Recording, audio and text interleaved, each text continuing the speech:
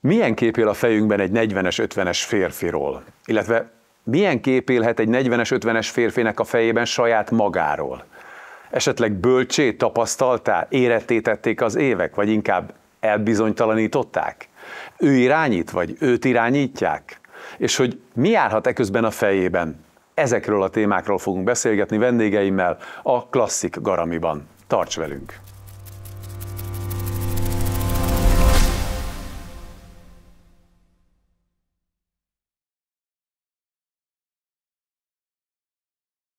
Ha a következő vendégemet 3 szóval szeretném leírni, akkor ezt a 3 szót biztosan használnám: autó, karóra és gitár. 1988-as évjáratú lakóautójával előszeretettel rója nem csak az ország, de Európa útjait is.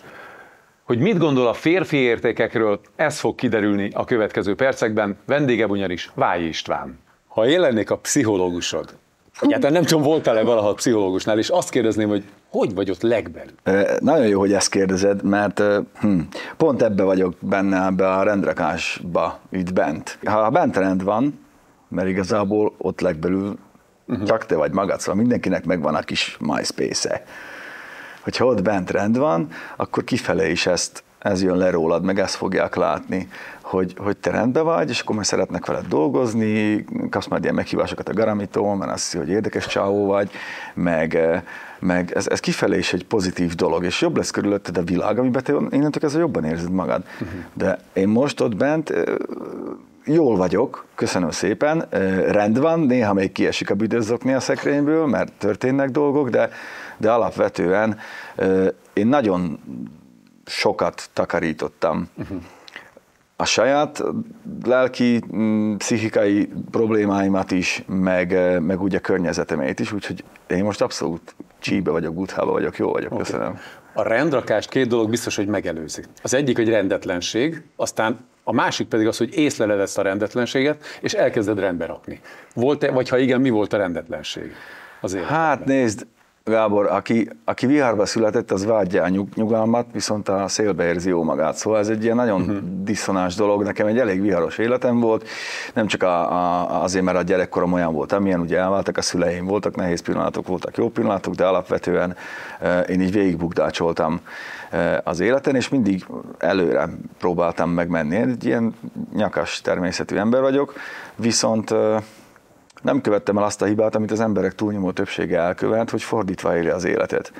Mert ha azt nézed, akkor az élet az, hogy lenni, tenni, kapni. És nagyon sokan a mai fiatalok közül is, de még a mi generációnkból is a kapnival kezdik, mert kapni akarnak valamit, ezért tenniük kell valamit, és majd a végén emiatt lesznek valakik. És ez fordítva, érted? Fordítva mennek végig az életen. Mindig kapni akar, rögtön, sokat akarok rögtön, ezért megteszek mindent, hogy azokat a dolgokat megkapjam, amik formálnak valamivé, aki lehet, hogy nem vagyok. Igen. Én próbálok szépen sorba menni ezen a dolgon, és nyilván kell hozzá egy önkritika, hogy belásd, hogy hibáztál, hogy rossz döntéseket hoztál, de akkor is a te döntéseid, és akarat, hogy változtassál rajta. Te erre a Mester 3-asra, ha már így számoltuk, akkor mikor jöttél rá? Vagy mikor jelent meg először ez az életedben? Nem régen. Minek vagy kinek hatására? Nézd, én nem egész egy éve, 20 évnyi együttélés után elköltöztem a gyerekeim anyjától. Még nem váltunk el, de külön élünk.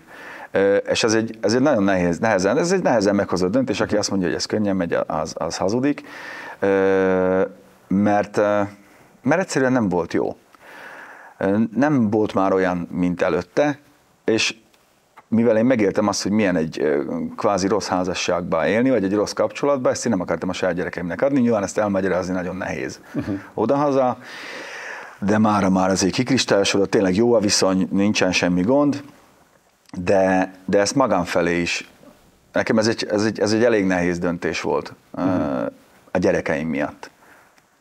De most a gyerekeid helyett te ülsz itt? Most a gyerekeim helyett... Nem én vagyok a pszichológusod, igen. De ugye a gyerekeid szokták... De nekem ezt meg kellett érteni, hogy ez így lesz jobb a jövőre nézve, mindenkinek. Főleg nekem. Erre főleg nekem, mert most szenvedünk valamibe, és ha már nem titok, most mondom a nézőknek, hogy ugye ezt az életközepi válság témát, ezt feldobtad. Nem? Abszolút. Szóval igazából én nem is értem ezt a szót, hogy válság. Ez nem válság. Ezek döntések, amiket vagy elég erős, hogy meghoz, vagy nem. Mindennek a vége egy igen, vagy egy nem. Lehet köré könyveket írni, de a végén úgyis itt bent döntöd el, hogy igen, vagy nem. És nincs C-verzió. Ugye említetted, hogy a szüleid is elváltak. Honnan és kitől, vagy mikor kaptál férfi mintát, vagy férfi értékeket? Vagy kiktől, akár színészektől, tanároktól? Hát nézd, ezt még nem kérdezte meg senki. Most ha azt mondanám, hogy egyértelműen apámtól, akkor hazudnék, mert volt egy pár év, ami kimaradt, amikor egyáltalán nem tartottuk a kapcsolatot. Talán a nagybátyáimtól leginkább. Édesanyám volt évekig apánk helyett apám, azért ott volt a húgom, anya dolgozott sokat törődtem, nekem ott 3-4 év kiesett az életemből, ez a 12-15. Aztán nyilván bepótoltam. De én próbáltam mindig azzal lenni, aki szerettem volna, ha van nekem otthon, érted? Érted ezt? Az apa lenni, aki szerettem volna, hogy legyen az enyém. Tehát ugye ezt, jól tudom, ezt úgy mondják, hogy hiánygazdaság, tehát hogy láttad, hogy valami nincs, és te olyannál nem akartál válni, pontosan. Hanem egy jó példa. És valószínűleg ezért is döntöttem úgy pár hónappal vagy egy évvel ezelőtt, ahogy, mert nem akartam azt végigjátszani, nem akartam, hogy azon menjenek végig a gyerekeink, és tök normálisan leültünk, megbeszéltük, és akkor ennyi, és az a jó, viszont szóval okosan csináltuk, mert egy értelmes nő a feleségem is, én úgy gondolom, de nem akartam az lenni. És figyelj, a hibából is tanulsz, a másik hibájából, a reciprokát kell csinálni. Láttad, hogy ne, onnantól kezdve tudod, hogy igen. És nyilván ez nehéz, mert nagyon sok időt kell kierőszakolni erre, de ki a legfontosabb neked a világon, hanem a saját gyerekeid? Mondja ezt egy jó szülő, de hogy elsősorban ugye a repülőgépen is azt tanítják, hogy vedd a maszkot először magadra, hogy akkor tudsz másokat megmenteni. Ez történt. Hogy először te férfivá váltál, vagy egy értékes férfi értékekkel rendelkező ember. Hát örülök, ha így gondolod, lehet, hogy ezzel nem mindenki de te érted, hogy látod ezt, hogy ez a folyamat mikor történt, vagy mikor történik meg? Mert mondtad, hogy ez nagyon gyorsan felnőttem. Amikor elváltak a szüleim, édesanyám azért dolgozni járt, ő egészségügyi nővér, sokat nem volt otthon, a húgom kicsi volt, nekem kellett érte menni oviba, tanulni vele, lecke, stb. Néha kaját főzni. Azért, amikor 12-15 éves korodban ez így mondjuk 3 évig megy, azért az úgy kemény. És nem mondom, hogy szóval nem csekonicsék vagyunk, nem úgy éltünk, nehéz volt. Meg ugye én Borsod megye másik oldalán, ott Felvidéken nőttem fel, ott azért még ezek a régi módi értékrendek. És akkor még Csehszlovákia volt, ugye? Akkor még Csehszlovákia volt, aztán lett Szlovákia, aztán most még mindig az. Szóval én ezt láttam a környezetemben, hogy és 12 évesen férfinek lenni rohadt nehéz gyerekként. Az nehéz. Én ugye jól döntéseket hozni. Hogy? Okay, saját magaddal nem vagy tisztában.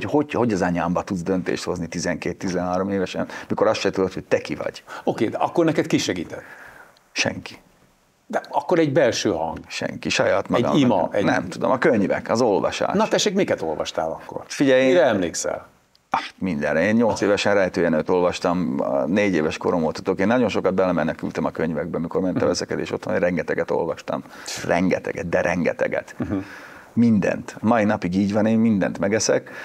Lehet, hogy az, most, hogy így kérdezed, ez tök jó, hogy így rá, lehet, hogy a könyvekbe látod, vagy olvasott dolgok, igen. Nem tudom, hogy jó irányba épített, hogy ez a torony ez mennyire görbe, mert nyilván én is követtem el az életbe hibákat, mint a mellékelt ábra mutatja. De hát ezt, ahogy beszéltük, ez nem feltétlenül hiba. Nem, meg ez nem is szeretem ezt a szót, hogy válság, válasz, abban benne van az, hogy választás. Inkább azt mondanám, hogy az ember elér egy idő után egy olyan helyzetbe, szerintem ezt az egyetfejlődésünk hozza. Biztos neked is volt ilyen, hogy ez már megvan, oké, levegő, nézzük szét, mit értem eddig el, hol vagyok én. És ez általában ilyen 38-40 éves korában jön meg az embernek, és akkor elkezd gondolkozni, hogy jó, de ezt akartam, jó lesz ez így hosszú távon, jó lesz ez a környezetemnek, jó lesz azoknak, akiket szeretek. Na és ott van az, hogy ott kell eldöntened, hogy jó, vagy akkor váltasz. Én nem mondom, hogy ez egy követendő példa, nekem is rohadt nehéz volt, évekig tartott, de én próbálok mindig megújulni, és akkor ha azt kell, hogy 43 évesen elkezdjük előre az életet, akkor kezdjük el előre, meg van benne ennyi bőven energia. Van. Hát ilyen korú férfiakra még nem illik az a kérdés, hogy volt-e valaha kiégettségérzésed valamivel szemben, vagy kapcsolatban? Figyelj! Azért belőled mindig is válságban, meg kiégésben akkor tudnak kerülni, én legalábbis ezt veszem észre, azok az emberek kerülnek, akik elérnek ugye ebben a fázisban, amit mondtam az előbb, és rádöbbennek, hogy mennyi mindent nem tettek még meg az életben. Hiányérzeted van. Még nem jetskiztem, még nem base jumpoltam, nem mentem el nem tudom hova, Indiába, akármi, akinek hiányérzete van. Én fullon éltem az életemet gyerekkoromban, 20-30 évesen, az egész életem egy válság ezek szerint, mert én nem érzem ezt, hogy én holnap elpatkolok, én azt mondom, hogy nekem egy jó életem volt. És van mit nézni bőven. Ezt kevesen mondják ennyi évesen. De igen, és figyelj, én tudom, hogy én nem leszek 80 éves, nekem ez nem egy életközepi válság, mert az azt jelenti, hogy 86 évig élek, de azt szerintem nem fog összejönni. De én nem érzek hiányt. Tudod, az életet én úgy élem, mint egy gerinces csótány, hogy bemegyek a legkisebb résbe is, amíg az elveimmel nem ütközik. Aha. Ki kell használni minden lehetőséget. Ezen fogunk sírni a végén, hogy jaj, ezt is megtettem volna, és erre jönnek rá nagyon sokan, így 41-2-3 éves, amikor megvan az egzisztencia, hogy a mindenit, de azért szerettem volna autóversenyző lenni, vagy nem tudom, 2 csajjal lenni, akármi. Ezek azért fiúknak ez eszébe jut, azért tegyük a kezünket a szívünkre. Én így gondolom, hogy aki nem használta ki a lehetőségeit, az sodródik ebbe bele, és akkor, ha kapkodsz, akkor meg már megütöd magad, már 43 évesen jobban fáj, vagy 50 évesen, és abból van aztán a baj. Erre mondják rá, hogy megvette a kabriót, kopaszon jár vele, már életközepi válság. Ezt akartam mondani, hogy olyan érdekes, hogy neked nem egy kabriód van, hanem egy 88-as évjáratú lakókocsi. Igen. De most egy régi autóval, vagy egy lakókocsival elindulsz, akkor mi minden jár a fejedben? Mert ott gyakran egyedül mész. Sokat megyek egyedül, de sokat megyek a gyerekeimmel, vagy a barátaimmal. Nekem az egyfajta szabadság, egy olyan megtisztulás, amikor fizikailag is magad mögött hagyod a várost. Tudod, pihenhetsz te otthon mondjuk Budapesten, de akkor is ott vagy benne, telefon, le tudnék ugrani ide, el tudnék menni oda.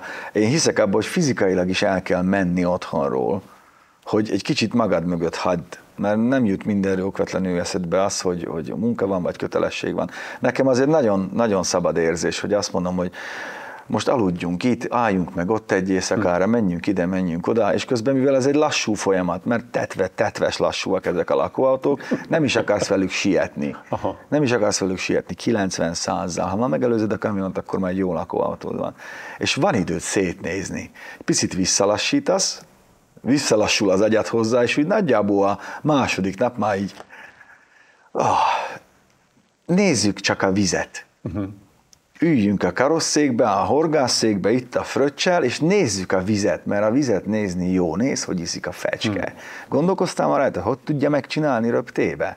Vagy a jégmadár? Apró, gyönyörű dolgokon, amik sokkal fontosabbak, mint az, hogy Elon Musk most csinált egy nemes acél pick-upot. Szarom le. Az, hogy hogyan a jégmadár, hogyan látja meg a vízet, az a csodálatos. Érted? És ezeken a dolgokon, én mondtam is, kérdezte a kedvesem, hogy mit szeretnék öregkoromra csinálni. Tudod, mit szeretnék csinálni, Mártikám? Ülni a teraszon, és nézni, ahogy csöpög a kút kávájára az esőcsatornából a víz. Mert ez a nyugi. Nekem ez nagyon hiányzott az életemből, ez a nyugalom. Szét vagyunk pörgetve, hajtunk. Hanyadik interjúd ez ma? Nem mondom meg, az elsőben. Az idő számodra mindig egy fontos dolog volt, ha jól láttam, a kezeden is egy homokóra van, meg egy szép karóra, de hogy mit jelent a hétköznapjaidban az idő, vagy a magadra fordított idő? Ma ugye divatosan én időnek használjuk. Hát volt ez régen is, csak úgy hívtuk, hogy kimegyünk horgászni. Nagyon sokat. Nagyon sokat. Ha nem vagyunk egy picit önzőek, akkor még azt a pici saját magunkat is feláldozzuk, vagy elveszítjük. Nagyon sokat jelent az én idő, hogy az én dolgaimmal, az én apró hülyeségeimmel haladjak, nézem. Az óra meg egy ilyen dolog, vannak ilyen hóbortok, hobbik, biztos neked is van ezernyi, mert látom a te kezeden is van szép óra, hogy nekem ez sok, jó, ez épít fel, kell, Egyszerűen kell, mert azt látod, hogy ha mindenkinek jót teszel, akkor te maradsz a végén utolsónak. Mindenki már ott lesz, mert mindenkit nyomsz előre, csak aki hátulról nyom előre, az törvényesen hátul marad, azzal nem tudsz mit csinálni. Abszolút. Kell az én idő. Csak arra jöttem rá, hogy ez nem lesz meg magától. Ezt saját magaddal kell kierőszakolnod, azt mondod, hogy nem, én most kikapcsolom a telefont, nem. Én kikapcsolom péntek este vasárnapig. Nem vagyok elérhető, nem, hagyjatok, nem. Mi volt a leghosszabb idő, amit kikapcsolt telefonnal a lakóautódban történt? Évek óta nem kapcsoltam ki a telefonomat, csak lealkítani tudom, ez a bajom. Tudod, hogy igazából gyárló vagyok ebből a szempontból, de 3-4 napot azért kibírok. Nem hiányzik. Nekem nem hiányzik, csak utolér. Gondolj bele, hogy mi vagyunk az utolsó generáció, akik emlékeznek nagyjából arra, hogy milyen volt a világ a mobiltelefon előtt. Mi kezdtük el használni az internetet, szóval mi egy ilyen túlélő fajta generáció vagyunk, mert ha most holnaptól nem lenne mobiltelefon, akkor visszanyúlunk az emlékeinkbe, aztán megyünk a vonalasra, mert meg tudnánk oldani ezt a helyzetet, de már mi vagyunk az utolsók, az utánunk következők már ebbe születtek bele. Szóval igazából meg tudom állni, hogy ne. Te is ki tudod bírni, hogy ne, csak nagyon nehéz. Mert úgy érzed, hogy lemaradsz valamiről. Igen, ha már a régi korokat említetted, akkor hogy látod, hogy mennyiben változott meg a férfi értékrend manapság, mondjuk a 60-as évek, vagy a mi gyerekkorunkhoz képest? Hát tudod, te is nagyon jól azért tetted fel ezt a kérdést, hogy nagyon megváltozott. De hogyan látod te? Én szomorúan látom. Szóval pont emiatt, hogy ez az akarok, teszek azért, hogy legyen valami, és a végén leszek valamilyen. Pont emiatt visszakérdezek, miért keresik a 20 éves lányok a 35-40-50 éves férfiak társaságát? Miért nem a saját korosztályukkal barátkoznak? Hány ilyet látsz? Gyakran, igen, abszolút sokat. Mert nincs meg bennük az, ami nekik egy férfiba kell. Nincs nagyon sok esetben, nagyon-nagyon sok esetben, és ha nézzük, ez egyre inkább elharapózik. Nincs meg bennük a férfiasság, a gyakorlatiasság, a tenni akarás, a tenni vágyás. És ezzel nem azt mondom, hogy lusták, csak nem tudják, hogy hogyan fogjanak hozzá. Na de ha mondjuk tanácsot kéne adni. Ha lenne a családi körben egy 16 éves kislegény, és azt mondaná, hogy István, segíts nekem ebben, én szeretném azokat az értékeket megtanulni. Hogyan fogjon hozzá? Nagyon sok kitartással. Nagyon könnyen feladják a fiatalok. Én látom a saját gyerekeim is. Nem mindenki, most ne általánosítsak, mert vannak tényleg nagyon kemény srácok, akik jól csinálják, viszik is valamire. De nagyon vékonyan, ezt úgy mondják, hogy gyenge volt a gumi a gatyájában, hamar elszakadt, nagyon hamar feladják. Ha nem sikerül elsőre, másodikra, engem ez nem érdekel, ezzel nem foglalkozok. De nem. Körül vagyunk véve mindennel, akkor már nyúlok egy másik tárgy. Hát tudod, azért, mikor mi gyerekek voltunk, nem volt nagyon másik tárgy, amilyen nyúlhatsz. Igen. Most meg lehet. És ez a média felelőssége is, meg a social media felelőssége, meg konkrétan a társadalom felelőssége, hogy ilyen rossz példákat, vagy rossz utakat aszfaltozunk a gyerekeink elé, akik azt hiszik, hogy így van minden. Hát nem. De nagyon nem. De nagyon nem. Nyilván te minden tevékenységedben megpróbálod, és nem is csak próbálod, hanem benne van az érték, mert te magad egy olyan értékes ember vagy, aki számára ez fontos nyilvánvalóan. Igen. Beszéltünk már itt órákról, autókról, és tudom, hogy a zene és a gitározás is egy fontos része az életednek. Egyrészt az mikor jött? Nagyon kicsi koromban. És mit jelent az manapság az életedben a zene? Nekem van egy olyan fotó, amikor még szerintem 1-2 hetes vagyok, de már a apámnak a kárjában vagyok, és a fejemre tette a Videoton Hifinek a hatalmas nagy fejhallgatóját, és szerintem már édesanyám, mikor terhes volt, akkor is a hására tette a zenét, nagyon sokat. A zene, a művészet maga, a kifejezés, nagyon sok verset olvasok például. Amivel azonosulni tudsz, az néha nagyon be tud találni, nem azt mondod, hogy ez de én vagyok, de hogy ezt én se írhattam volna jobban, és igazából persze, hogy nem, hát ezért ők azok, akik... Én nagyon, nagyon szeretem, amikor valakiből kijön a kreativitás, és a művészeten keresztül tudja sugálni azt, amit ő érez. Ez egy nagyon nehéz dolog, nagyon kevesen tudják pontosan átadni. Jimi Hendrix, Radnóti, József Attila, mind egy tragédiás sztori, vagy tragikus sztori, de nagyon kevesen tudják, és én nagyon szeretem ezt, amikor helyettem mondanak el dolgokat, mert én nem tudom, mert kevés vagyok hozzá, egy David Gilmour a gitárjával mondjuk, vagy egy Prince, vagy akárki. Imádom, a mai napig. Én nem tudok gitározni, ez egy nagy tévedés, mindenki azt mondja, tudok, nem tudok. Én zongorázni tanultam 7 évig, aztán dobolgattam egy picit. A gitár csak azért kellett, mert ugye dobbal meg zongorával nem lehet becsajozni, ezt nem viszed a tábortűzhöz. Ez egy abszolút, hát figyelj, ez van, ez most doromboljak, így érted, vagy mit csinálják. És nem, de igazából a sztori az volt, hogy a gyerekeket akartam bevinni ebbe a zenébe, mert amit most hallgatnak, az zaj, az digitális szemét a 90%-a, bocsánat, ha megsértettem valakit, akkor legyen, szándékosan tettem, és nagyon szerettem volna, hogyha megértik, hogy mennyire jó alkotni. Az alkotás hiányzik nagyon sok kisgyerekből, mert mindenhez van használati útmutató. Nézd meg, hogy a mai gyerekek vajon a Lego kockából építenek mást is, vagy csak azt, ami föl van rajzolva. Én azt látom, hogy csak azt.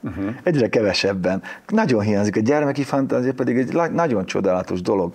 Olyanokat rajzol a lányom, olyanokat mond néha a fiam is, hogy imádom őket. Fantasztikus nézni, ahogy felnőnek. És mi lesz belőlük. Nem formázni, mindegy, ez nem egy kaspó pálmafa, hanem gondozni, azt nézni, hogy merre megy. És nincs meg a kreativitás. A zene, ez meg pont ezért akartam, őnekik is lett kis gitárjuk, kis dob, kis zongora, minden. Olyanokat zenéltünk otthon, a hasunkat fogtuk a röhögéstől nyilván, és ezt szerettem volna. Nézzétek, apa is ezt a 4-5-10 akkordot ezt el tudja játszani, és ezzel nagyjából lefetted a rockzene 90%-at, mert minden jó dal az 3 akkord, ezt tudjuk, max 4. És látom, hogy talán sikerült, mert marha kreatívak a gyerekeim, és imádom őket emiatt. Nekem ezt jelenti a zene, a kreativitást. A lányod esetében mennyire vagy mondjuk elkeseredett annak értelmében, hogy a férfi értékrend az ma már nem olyan, mint mondjuk a mi időnkben volt. Hogy ő majd mennyire könnyen fog találni egy valódi értékes... Nehezen fog találni, de nem féltem egy percig se, mert nagyon talpra esett. Egy kicsit talán túl forró fejű, ebből a szempontból inkább rám hasonlít, vagy tényleg ördögfaszálás tanyeszli, hogyha szabad ezzel élnem. Mindenben benne van azonnal, nagyon szeretünk együtt lógni, a fiam az inkább ilyen óvatosabb, de azért bele lehet vinni őt is. Én nagyon drukkolok, hogy a korosztályukban találjonak maguknak párt, és én tiltanám az első szerelmes házasságot, mert nagyon kevésszer láttam olyat, hogy ez bejön hosszú távon, ellenben az ellentetjét nagyon sokszor, nem kell hozzávenni rögtön az elsőhöz, nyugi gyerekek. De nem akarok elítélni egy egész generációt. Egyszerűen az én tapasztalatom az, hogy egyre inkább a lányok férfiasodnak, a fiúk lányosodnak. Nőiesednek inkább. Mikor feljön hozzád a 30 éves szomszédod a kezébe, a bikakábbel, hogy ezzel hogy kell autót indítani, akkor azért nem már. Nem tudod. Hát nem tudja. Hogy nyilván ez egy társadalmi szoc probléma, vagy ennyire kényelmesek vagyunk már, de tök jó lenne, hogy gyakorlatiasabbak lennének a fiúk, és tényleg átvennék egy bizonyos szempontból a régi kvázi architektúrába azt a fajta szerepet egy családon belül, amit azoknak a természet kitalált. Mindig akkor van baj, hogyha próbálunk okosabbak lenni, mint a több milliárd éves egyetfejlődés. Van az a mondás, miszerint, hogy mindenki az akkori legjobb tudása szerint dönt. Tehát, ha egy 20 éves ember úgy érzi, hogy akkor kell feleségül venni valakit, vagy hozzámenni valakihez feleségnek, akkor nyilván az a legjobb döntése. Utólag te mondjuk haragszol magadra, hogy akkor ezt a döntést meghoztad? Vagy milyen érzés? Ja, nem, egyáltalán nem. Hát én azért nem az első szerelmemet vettem feleségül. Egyáltalán nem. Elég késő házasodtam, szerintem mi ezt jól átgondoltuk, előtte éltünk évekig együtt. Nem. Én inkább azt csinálnám, hogy körbe kérdeznék. Vagyis? Hát, hogy milyen ez a házas élet. Aha. De ez megint egy rossz kép, amit látnak, amit próbálnak követni. Én tudom, hogy mit szerettem volna elkerülni, az, hogy ne úgy legyen vége, ahogy a szüleim között volt, de 18-19-20 évesen megházasodni nem érzik a súlyát. nem érzik a súlyát, hogy ez innentől kezdve, szóval éljünk együtt egy pár évig, aztán utána majd, amikor már megszoktad, hogy ő hogyan él a másik, meg hogy hol hagyja az okniát, meg tényleg szelektíven dobja ki a szemetet, vagy úgy, hogy mindent mosogat-e, tud-e sütni, főzni, akármi, majd utána. Szóval tudod, hogy ezeken az apró dolgokon, ezek tudják aztán triggerelni a nagy balhét. Megint ott hagytad, megint beleléptem a Lego katonába, nem pakoltad el, szóval. Volt-e valaha olyan élethelyzetet, hogy szakemberhez kellett fordulnod segítségért, lelki értelemben? Nem. Segítségre gondolok. Nekem a büszkeségem nem engedni. Nem tudom, én ilyen vagyok. Én próbálok mindent feldolgozni magamba, eddig sikerült, mert még tudok beszélni normálisan, nem lett belőlem alkoholista, nem lett belőlem narkós. Ugye milyen érdekes, hogy ez is a mi korunkban lett divatosabb, hogy mindenki pszichológushoz jár, coachhoz jár. Hogy ez a de ez is mennyire jellemző, hogy mástól várod a segítséget. Ezt mondtam az elején, itt bent vagy magad. Ott magadnak kell rendet rakni, téged megszúrhatnak késsel, az fizikailag fáj, de a lelki fájdalmat azt mindig te csinálod magadnak. Persze. Mennyire engeded magadhoz közel. Szerinted melyek azok a fontos tényezők, amelyek meghatároznak egy férfit? És itt nem csak a nőkkel való viszonyára gondolok. Hát messze nem a nőkkel való viszony a legfontosabb, bár azt leszögezem, hogy a nők a legcsodálatosabb teremtmények a világon, és nélkülük a küszöb alatt szűkölve mászhatnánk be. Én hatalmas tisztelője vagyok, tényleg. Sehol nem lennénk. Sehol. Ezt sokan elfelejtik, igen, akik tárgyként kezelik a nőt. Azt nem szabad a nőt, azt a tenyerünkön kell hordozni, és hogyha ő jól érzi magát, akkor te is jól érzed, igen, magát. Tudjuk nagyon, hogy az elégedett házasság titka, az elégedett nő. Erre van egy mondás, de az nem fér bele ebbe a műsorba. Majd elmondom. Hogy mi határoz meg? Nézd, én úgy gondolom, hogy mindenképpen legalább az akarat legyen meg arra, hogy a körülötte lévő dolgokhoz valamennyire értsen, vagy akarjon ő lenni úgy domináns egy kapcsolatban, hogy lehessen rá támaszkodni. Hát aki takonyból van, arra nem lehet támaszkodni csak egy botra lehet. Igen. Szóval legyél férfi, akihez kérdez a nő, vagy amikor döntés kell, hogy szülessen, legyél határozott. Az se baj, ha neki mész a falnak, mert a hibás döntés is döntés, de vállald föl. Ne az egy, hogy szerintem hívjunk fel egy szakembert, nem tudom, nem nyúlok hozzá, az tök gáz. Tök gáz. Hát, tudod, jó, hát ebben nőttünk fel. Hát, amikor eltaknyoltunk a biciklin, nekünk tök gáz volt hazamenni sírva. Ugyan már semmiség, akkor is, ha fájt. Hát a többiek előtt beégeted magad. Persze. Volt egy ilyen versenyszellem. Na, ez nincs meg. Tök ciki volt szólni a szomszédnak, hogy jöjjön már betekerni, vagy becsavarozni egy dugáját, mert hát nehogy már ne tudjam megcsinálni. És én ilyen bunkó maradi vagyok, én ezt vállalom. Hát bennem ez nagyon miért lenne maradni? Hát ez nem marad. Mert ez manapság már nem PC, ez manapság nem menő. Azt mondják, hogy kell adni munkát a villanyszerelőnek is, meg a teraszseg magadnak csináld, meg építs, meg kell adni munkát ennek. Van, hát ezekből élnek nagyon sokan, tök jól.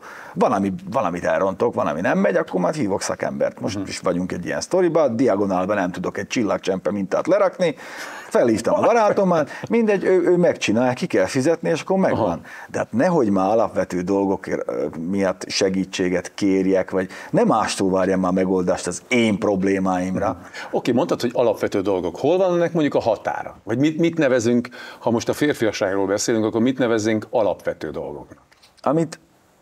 Amit értesz, meg amit a saját határaidon belül, menj el a falig. De, nem, de jó mondat. De ez megint a kitartás. Nincs. Menj el a falig. Elsőre nem fog sikerülni, lehet, hogy másodikra se, de majd harmadikra, negyedikre, és paf, birtokodba lett egy tudás. Ami lehet, hogy nem olyan jó, mint egy szakemberé, de bőven elég neked arra, hogy azt mondod, hogy anyukám, a kutya hólad, bármikor összeütök, vagy egy teraszt. És innentől kezdve, nagyon figyelj, megvan a sikerélményed. Mert te csináltad. Az a sikerélmény nem amikor kifizetsz valakit, hogy üsse össze azt a kutyahólat, hanem amikor te összeszögeled jó, rosszul. Kezedre üt. Persze, rácsápsz, persze, rágyesik az eső, anyázol, káromkodsz. Az apró sikerek, ezek kellenek, mert nincsenek meg ezek az életünkben. Frusztrált emberek mászkálnak Budapest utcáin, a földet nézik, nyilván mert egy olyan a helyzet, amilyen most, és most nem politizáljuk, meg ez nem tartozik hozzá, de hogy az apró örömöket csináljuk meg magunknak, mert más nem fogja odaadni ingyen. Oké, neked mennyi kudarcod volt, és abból hogyan... 1 millió. De oké, de azokból hogyan álltál fel? Vagy mondjuk emlékszel-e konkrét dolgokra? Ugye te még az a dacból felálltam. korosztály vagy, aki talán voltál katona. Figyelj, is. kudarc lett a házasságom, öregem, 20 év után. Hát, ott hagytam mindent, eljöttem, mert én így tartom fairnek, meg úriemberesnek, ha lehet így mondani, én sem voltam szent. Hát azért hello, ne tévedjünk. De most jó, felálltam onnan is. Elrontottam egy csomó dolgot az életbe, tanultam belőle. Legközelebb már tudom, hogy kell, vagy hogy nem kell csinálnom. Rengeteg. Hát most nehogy már kudarc törjön meg. Hát napi szinten vannak kudarcaink, megbüntet a parkolóbírságot kapsz, elkésel a meetingről, nem találsz meg ezt, nem találsz meg azt. Múlt héten hétfőn, de én reggel zigóta vagyok, ez egy sztori. Reggel zigóta vagyok, abszolút nem vagyok magamnál. Az a 2 agysejtem az arra elég, hogy kimenjek a teraszra meginni a kávét, ami majd arra lesz elég, hogy valami ruhát fölvegyek. És hogy elinduljon az már triggereli azt, hogy elinduljak az autóval. És egyszerűen beértem a munkahelyemre, itt Óbudára, így végignéztem magamon, Pista, te mi az anyámat vettél föl reggel? Hogy lehet ilyen ruhát fölvenni? Figyelj, semmi nem stimmel semmivel. Botrányosan néztem ki. Jó, hát ez egy kudarc volt, aznap lett volna 2 ilyen megbeszélésem, átmentem a boltba, és vettem konkrétan ezt a cipőt, ezt a nadrágot, meg egy inget. Mert hogy nézel ki? Aha. És ez egy kudarc volt. Ebből tanultam, hogy előző este ki kell készíteni a ruhámat, mert reggel én úgy öltözök fel, mint a Hörömpő cirkusz. Nem lehet. És ezek ilyen kudarcok, hát vannak. Okay. Az egyértelműen látszik, hogy tele vagy energiával, vidámsággal, de mi a te kenőolajod, vagy mi a te drive-od, ami előre visz? A kicsi célok. A nagy célokat azok már lemaradtunk, már nem leszek soha autóversenyző. Versenyzem amatőr szinten, meg tök jó, meg szerintem nem is vagyok ügyetlen, azt már megmondják a többiek. Az apró dolgok. Mindig megtanultam már, és ez sokáig tartott, ez most nem nagyzolás, nagyon sokáig küzdöttem ezzel, csak tudod, az odafele éljük az életet, nem visszafele, hogy az odafele élethez apró célokat kell magadnak kitűzni, hogy most vágjam be a tetőablakot a lakóautóban, milyen jó lesz, amikor kimegyünk a hétvégén nézni a vizet, akkor majd ott tudsz szellőzni, meg minden. Vannak nyilván nagy céljai az embernek, csak nem szabad mindent alávetni azoknak, mert megnyomorítja az életedet az, hogyha valami olyané hajtasz, erőn fölül kapsz 35-40 évesen sztrókot. Mennyi ilyet láttunk már? Itt legyen bent chill, meg nyugi, meg rend ebbe a szobába, és akkor kifelé is rend lesz. Akkor szeretnek majd az emberek, szeretnek vele dolgozni, amit mondtam. Ez apró célok. Én ezeket rakom ki magam elé, mert azokat el tudom érni. Tudod, minden hétre, vagy minden napra legyen már valami, mert különben eléggé frusztráltak lennék. Én egy ilyen ember vagyok. Te egy nagyon szerethető ember vagy, Köszönöm és a beszélgetésünket úgy kezdtem, hogyha én lennék a pszichológusod, most az vagy? Akkor most azt mondanám, hogy István, én magán nem tudok segíteni. Maga rendben van. Köszönöm, hogy itt volt, és hirdesse az igét. Köszönöm szépen. A stáb nevében köszönöm a figyelmet. Ha szeretnél továbbra is ilyen hasonlóan izgalmas és érdekes tartalmakat nézni, akkor egyrészt iratkozz fel a csatornánkra, másrészt pedig nyomd meg a csengettyű gombot, ebben az esetben ugyanis értesülni fogsz mindig a legfrissebb tartalmakról. További szép napot, ez volt a Klasszik Garami.